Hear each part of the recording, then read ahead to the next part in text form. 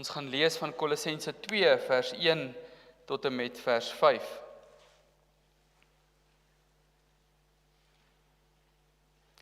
Ek wil hê julle moet weet hoe groot 'n stryd ek het vir julle, vir diegene in Laodicea en vir die wat my nog nie van aangesig tot aangesig gesien het nie. Dit is my doel dat hulle harte deur liefde saamgebind bemoedig mag word en dat hulle kan kom tot volle rykdom en allesomvattende insig, ja, tot die kennis van die misterie van God, naamlik Christus, in wie al die skatte van wysheid en kennis verborge is. Dit sê ek sodat niemand julle met slinkse argumente om die bos sal lei nie. Al is ek wel nie liggaamlik teenwoordig nie, is ek in die gees by julle en baie bly om te sien hoe ordelik julle optree en hoe vas julle in die geloof in Christus is. Net tot sover. Met die oog op ons boodskap is ons besondere fokus eintlik op die laaste deel van vers 3, vers 2, die fokus is op vers 3, maar jy moet sien dat vers 3 vloei as 'n slot van vers 2. En in vers 2 se tweede gedeelte, dan hoor ons die volle rykdom van die allesomvattende insig, ja, tot die kennis van die misterie van God, naamlik Christus, in wie al die skatte van die wysheid en kennis verborge is.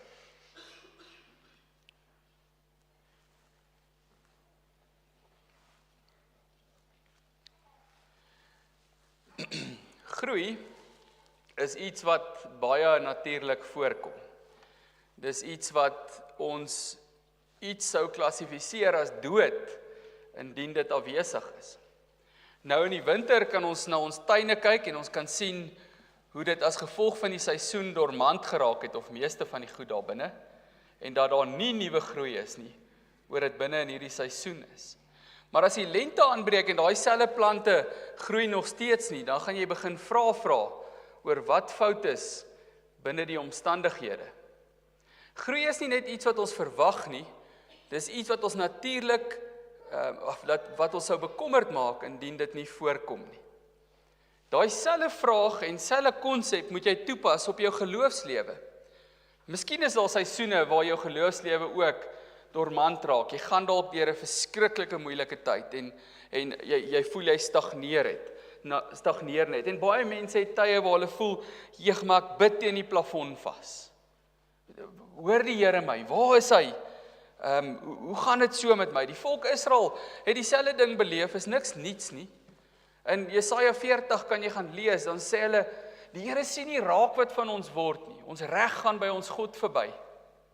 Ons is hier op 'n plafon en ons tref hom. Maar geloofsgroei is iets wat die Here in sy tuin van gelowiges, die kerk, wil rondloop en sien aan die vrugte wat ons dra. Daarom leer Jesus vir ons in Johannes 15, ons gaan nou weer terugkom by Johannes 14 oor die Heilige Gees, maar net na hy geleer het oor die Heilige Gees, dan leer hy vir hulle, julle is reeds reggesnoei deur my woorde, so bind daai konsep in jou oor, ons gaan nou weer besig wees met dit, en dan, julle moet baie vrugte dra, want so verheerlik julle die naam van my Vader, wat my gestuur het. So groei is iets wat die Here verwag in ons geloof moet wees. Geestelike groei is iets wat in ons lewe gemeet moet kan word aan die vrugte wat ons dra.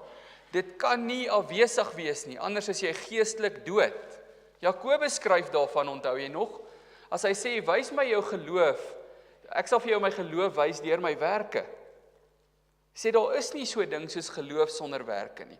So terwyl ons teenoor mekaar erken, daar's dalk hierdie seisoene waar ons bietjie stagnant is, of dormant is dit 'n onnatuurlike ding om te sê dat groei nie gaan plaasvind in my geloofslewe nie. Dis 'n dooie geloof.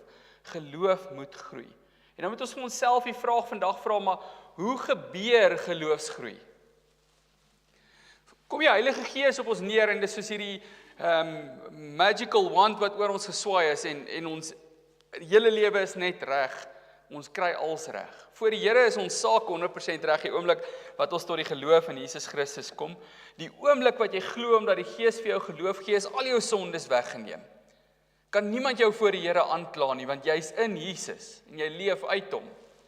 Maar ons moet nou in hierdie nuwe lewe gaan groei. In hierdie nuwe lewe verander. In hierdie nuwe lewe, wat is ons frase?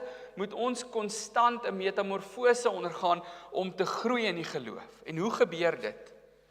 Die eerste en belangrikste ding wat jy vir jouself moet erken, en miskien is jy nou in 'n seisoen van jou lewe waar jy dink dit gebeur op hierdie manier, dit gebeur nie van self nie.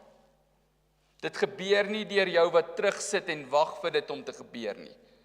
Dit gebeur deur intentionele najag. Paulus skryf in Filippense 1 vir die gemeente in Filippi. Hy sê, ek bid dat julle al hoe meer mag toeneem in fyn begrip en aanvoeling. Aan die ander woorde, al hoe meer mag toeneem in julle kennis oor die Here en die liefde wat vloei uit daardie kennis uit. En daai woord in die Grieks is die woord periso. Maar dit sê eintlik om intentioneel na te jaag. Dit klink amper soos die Engelse woord pursuit, doen dit nie? Daar's geen etymologiese verbintenis aan die woorde nie. Pursuit kom van 'n Latynse woord af, maar dit klink so. En miskien as jy dit moet onthou, kan jy dit so verbind in jou kop om te sê geestelike groei is 'n najag, is 'n pursuit van die heiligheid van Jesus waarin ek moet leef. En dis presies eintlik wat Paulus vir die gelowiges in Kolossense sê. Hy sê, geesvervulde groei begin by 'n hart wat versterk is. Wanneer Paulus in hierdie gedeelte begin praat, dan begin hy nie eers oor die dwaalleraars praat wat die gemeente hier in die hakskeen beet het nie.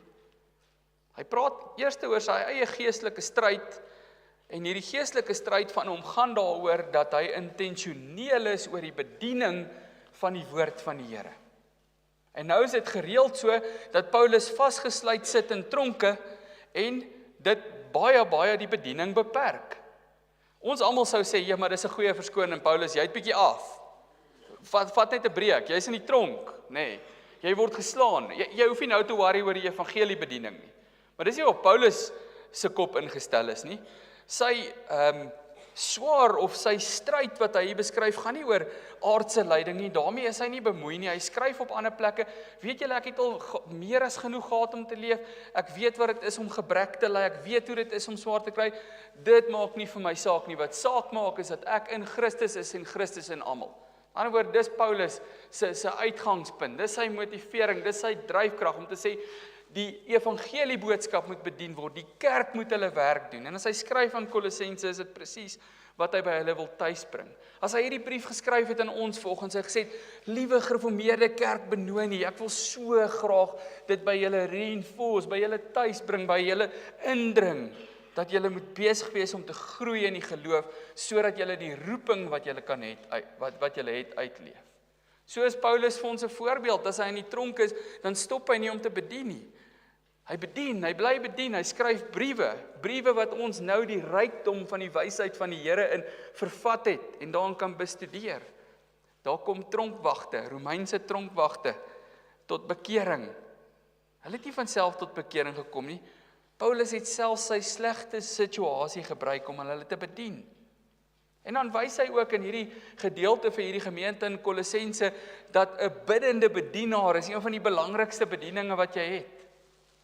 Hierdie is dalk van toepassing op my en ons geestelike leiers, maar ook op elkeen van ons in hierdie gemeente. Ware geestelike leierskap word nie eers gemeet aan openbare optrede nie, maar in die hart wat mense se belang voor God ken. Aan die hart van leiers wat biddend is vir die mense wat hulle bedien, vir hulle geestelike welstand. En dit sien ons hier in Paulus se gebed vir hierdie gemeente, om te sê, ek is besorg daaroor, dat julle nooit moet stagnant, stil raak in die geloof nie, maar dat julle moet groei. En nou sien ek, al hierdie dwaalleraars wat julle probeer mislei, julle kan kyk, hy waarsku heeltyd teen hierdie soort goeters. Hulle leef onder die druk van dwaalleer, soos ons vandag ook. Ons het nou die dag vir mekaar gesê, en Kiefer het met die Harvestersopleiding ook tyd daaraan spandeer, en dis baie belangrik. Ons het vandag Facebook en YouTube en Instagram en al hierdie goeders en is wonderlik, want ons kan soveel bediening doen op dit. Maar ons het 'n probleem met dit. En dit is dat ons as gewone gelowiges, kan ek dit grondvlak gelowiges noem, nie die onderskeid kan tref tussen wie die waarheid praat en wie die waarheid verdraai nie. En dis presies wat Paulus besig is om vir hierdie gemeente te leer, om vir hulle te sê, dat julle moet kan onderskei tussen wat waar is en wat vals is. En nou bring ek daai vraag voor jou. Kan jy onderskei wat waar is en wat vals is in al die verskillende video's wat vir jou gedeel word op WhatsApp of wat jy sien op Facebook? Ek sien allerhande goed wat gedeel word deur mense wat ek weet diep gelowig is waar die woord van die Here binne dit verdraai word. Waar daar nie verreken word dat die woord van die Here ontembaar en onveranderbaar is nie. Waar mense met hulle eie profesie na die Here te kom, terwyl Jesus vir ons so duidelik leer dat dis afgesluit. Niemand mag iets hier byvoeg nie, hy sal met 1000 plaag getref word of iets van die soort. Ek kan nie presies onthou nie. Die Here druk het op ons harte dat ons moet bly binne in die misterie van die Here en ons gaan nou daarby kom. Dis die wonderlike voorreg as Paulus hier praat van misterie. Misterie kinders is 'n geheimenis. Dan praat hy nie meer van iets wat ons nie kan ken nie, maar iets wat Jesus aan ons bekend gemaak het. En dan word daar vir ons gesê, in hierdie tyd van ons ook staan vas onder hierdie druk van die dwaalleer. Die beeld wat hier gebruik word in die oorspronklike taal is die beeld van iets wat saamgeweef word, soos iets wat aan mekaar gebrei word. En dan word dit spesifiek toegepas op die gemeente. Dat een van die maniere wat die Here ons bemagtig om standvastig te bly as 'n gemeente, as 'n liggaam van gelowiges, is mekaar. Is om saam te kom, saam die woord te bestudeer, saam ons training ernstig te vat. Wat hierdie oomblik wat ons nou hier het, is opleiding, geliefdes. Dis disippelskap opleiding, wanneer ons besig is met die woord van die Here. Dis die opleiding waarmee die Here jou gereed maak om in die wêreld uit te gaan en te gaan vas staan in sy woord en die dwaalleer te kan uitken. Dis waarmee ons besig is.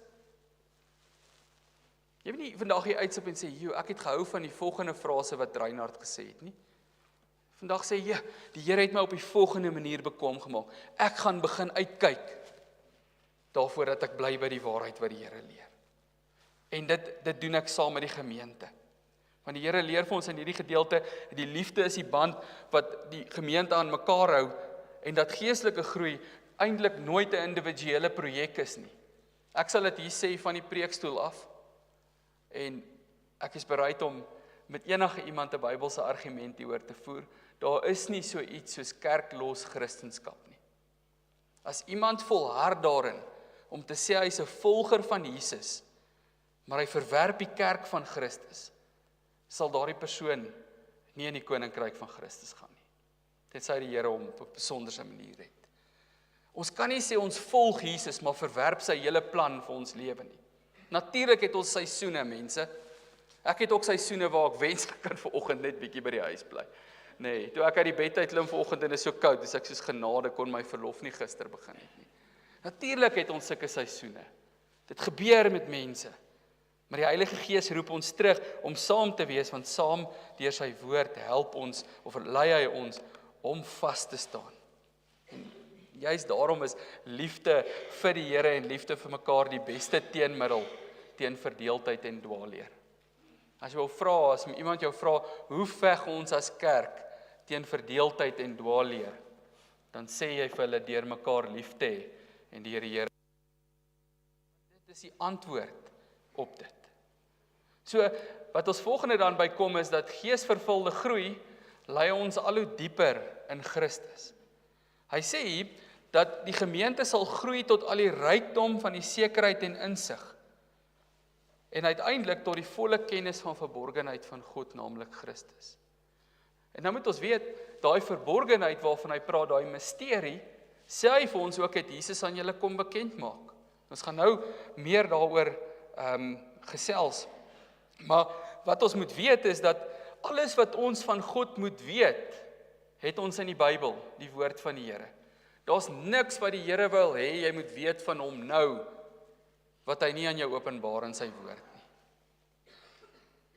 So, dan sê hy vir ons in hierdie gedeelte, verdiep julle in hierdie misterie, in hierdie rykdom, in hierdie kennis. En daarmee wys hy hoe belangrik 'n strewe na geestelike volwassenheid is.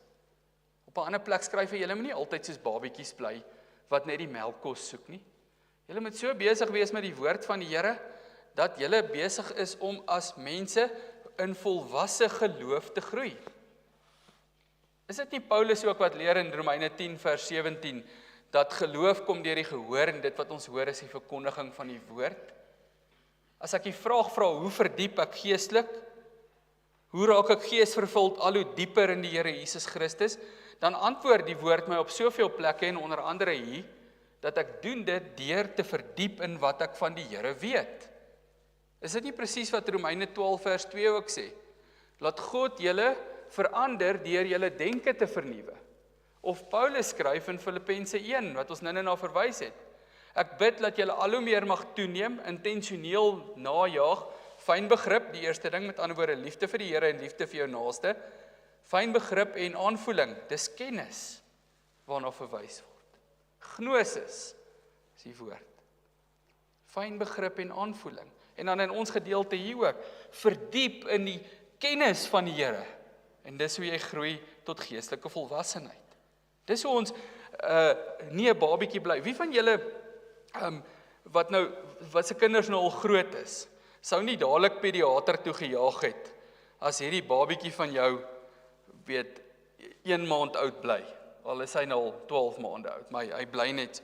Sou jy bekommerd gewees het? Nee, definitief. En so sê die Here, hy is bekommerd oor gelowiges wat nie besig is om hulle te verdiep en in te gooi in die misterie van die Here, sodat hulle nie soos babietjies bly nie. Want die motivering is wonderlik. Hy sê die woord van die Here, hy praat hier van 'n skat, maar dit is 'n onuitputbare goudmyn. En hoe dieper jy delf, hoe ryker word jy. Hoe meer jy besig is met die woord van die Here, hoe sterker raak jy in die geloof. En Paulus sê, al die skatte is daar, mense. Daar's nie 'n tekort aan middele vir jou om geestelik te groei nie. Die Here het bekend gemaak. Dis nie versteek nie. Dis nie meer 'n misterie nie. Elke oomblik wanneer ons die Here beter leer ken, ontdek ons nuwe rykdom, raak ons ryker. Skryf Paulus nie ook vir ons in Galasiërs 6, hulle wat op die akker van die sondige natuur saai sal van die sondige natuur dood en verderf oes, maar hulle wat op die akker van die gees saai sal van die gees die ewige lewe oes nie.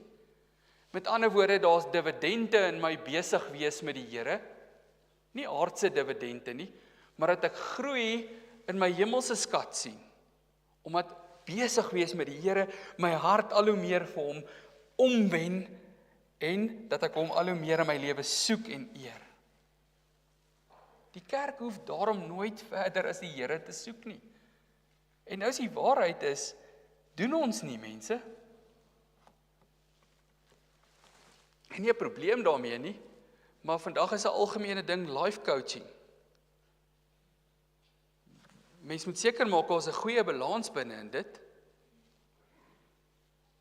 Is ons op verskillende vlakke in ons lewe nie besig om verder te soek as die Here nie? Miskien soek ek my vervulling of my vrede in materiële dinge, of in goeie raad van wêreldse goed.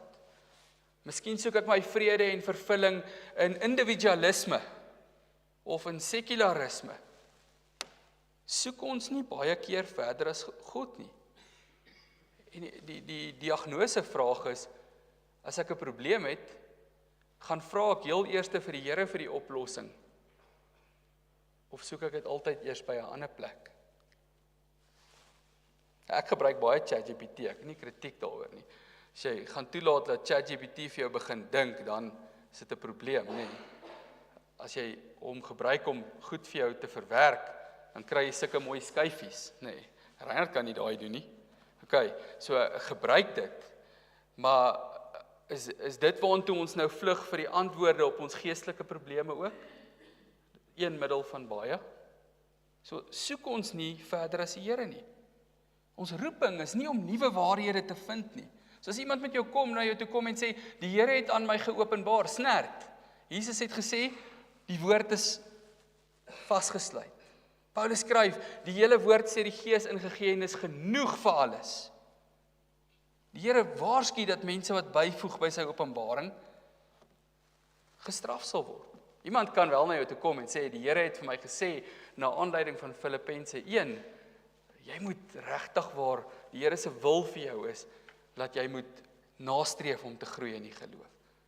Maar ons doel is nooit om nuwe waarhede te vind nie, maar om al hoe dieper in die waarheid wat ons reeds in Jesus het, te groei.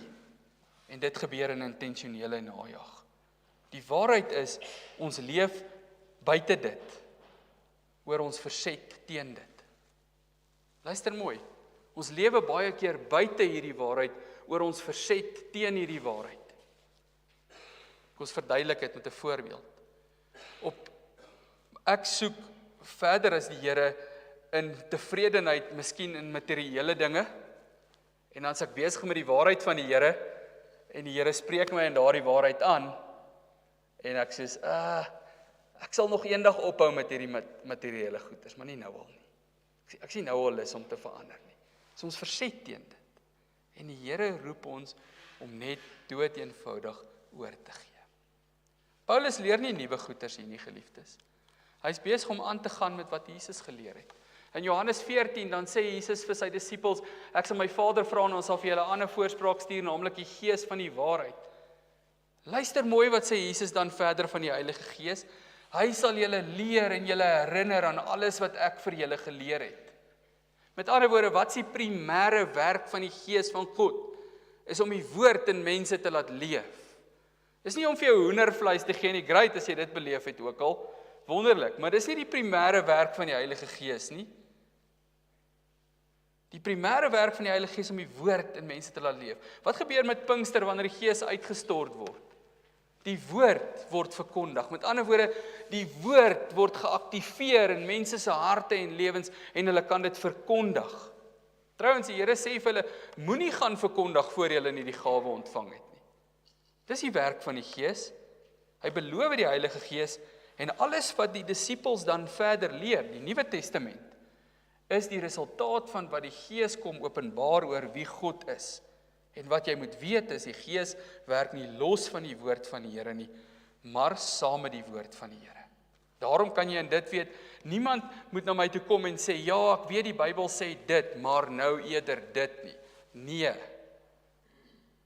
Die tweede ding is, dat jy ook gerus kan wees in die wete, dat wanneer jy met die woord van die Here besig is jy nie besig met 'n koud kennis, 'n inligtingsboek nie. Jy is besig met lewende woord wat die Gees in jou laat lewe. Die Gees gebruik gewone genademiddele om buitengewone werk in mense te doen. Hy vorm ons elke keer wanneer ons die skrif oopmaak. Hy is besig om jou te vorm elke keer wanneer jy bid. Hy is besig om jou nou te vorm in hierdie preek, selfs as begin jy nou voel, ons is nou 25 minute diep in, kan jy nou sê amen. Die Here is besig om jou te vorm met wat hy besig is om vir jou te sê. Hy laat die woord in jou leef. Paulus se beskrywing hier van 'n gemeente wat in liefde saamgebind is, herinner ons dat die Gees ons nie net as individue vorm nie, maar ook as 'n liggaam van Christus opbou om die roeping te kan uitleef binne die wêreld wat hy ons stuur. Nou hoor wat sê hy in vers 5. Al is ek nie liggaamlik teenwoordig nie, is ek in die Gees by julle, om te sien hoe julle ordelik optree. Nou dink ons dadelik terug in 1 Korintiërs 14, waar daar staan, God is nie 'n God van wanorde nie, maar van orde. Onthou julle daai teks? En is baie keer gebruik in die kerk om te sê, niemand mag hulle hande optel nie. Ou Mikael het ook daai fout gemaak, nê? Jy kan maar gaan lees in 2 Samuel 6 en sy oordeel vir Dawid oor hoe hy sy geloof uitleef. Dis nie wat ons hier is om te doen nie. Ons is hier om mekaar te equip om dit te kan doen. Dis een ding jou ding is en 'n ander ding is iemand anders se ding. Dis dit, solank dit gelei word deur die woord. Wat is hierdie orde? Kom ons begin eintlik sommer eers by wat die orde is waarvan gepraat word in 1 Korintiërs 14. Daar staan, God is nie 'n God van wanorde nie, maar van vrede. Die woord is akastastia in die Grieks, en dit beteken verwarring. God is nie 'n God van verwarring nie. Wanneer die Here met jou besig is, wil hy jou nie verwar nie, is wat daar staan. Maar van vrede en opbou is die woord wat gebruik word later. So daardie orde waarvan gepraat word in hierdie gedeelte, is die Here wat wil hê jy moet hom verstaan. Is die Here wat wil hê jy moet in hom en in jou besig wees met hom, moet jy groei. Dat 'n kerk se praktyke en besig wees moet daaroor gaan dat disippels opgelei word om die vrede van Jesus te kan bedien. En dit sluit nogal baie mooi aan by hierdie gedeeltes. Paulus sê, ek het gesien hoe julle ordelik opgetree het. Die Griekse woord is die woord taksin. Nou die woord taksin beteken of kan vertaal as orde, maar die sin, al hierdie woorde het 'n letterlike vertaling, maar dan 'n sens in die Engels. Wat is die bedoeling van die woord? Dissiplines of rangskikking. Dissiplines of rangskikking. Dis 'n sigbare uitdrukking van gesonde geestelike lewe. Met ander woorde, dit beteken getrouheid aan die woord, getrouheid aan die eenheid, getrouheid aan jou roeping. Dat die kerk gelei deur die Gees van die Here besig is met die dinge van die Gees van die Here. En dis die woord van die Here. Dis wat dit hier sê. Die Here vra vir jou dan daarom vandag, wat is die dissiplines in jou lewe, wat besig is om te gebeur, waarin jy seker maak, ek groei, ek stagneer nie, ek leef, ek's nie dood nie. Wat is die dissiplines? En hy vra dit in dieselfde verbintenis aan die Heilige Gees. En dit bring ons by die geestelike dissiplines.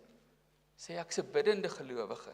Ek luister met vreugde na die woord van die Here. Ek's 'n bestuderende gelowige. Ek's iemand wat voor die Here leef, besig met koinonia met medegelowiges, en so kan ons aangaan. Al die genademiddele van groei wat die Here in ons lewe inbou.